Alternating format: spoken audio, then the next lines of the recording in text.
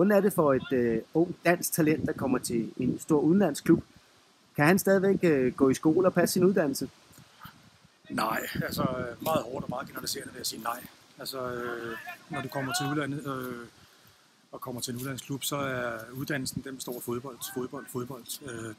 Der er plads til måske lidt hjemmeundervisning eller et eller andet, men generelt så er den udlandske klub fløjtende ligeglad med din skolegang, og til nød vil den måske hjælpe dig med noget skolegang, men som udgangspunkt nej, så er det fodbold.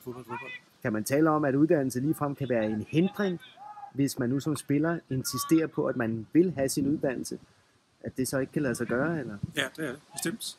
Jeg har endda et konkret tilfælde uden at nævne navn, altså en spiller, som faktisk sagde nej til tilbud på grund af, at klubben ikke kunne tilbyde ham en videreførelse af den uddannelse, han var i gang med fra Danmark af. Var det gymnasieskolen, eller hvad var det? Det var 3.G, vedkommende manglede for at fortsætte.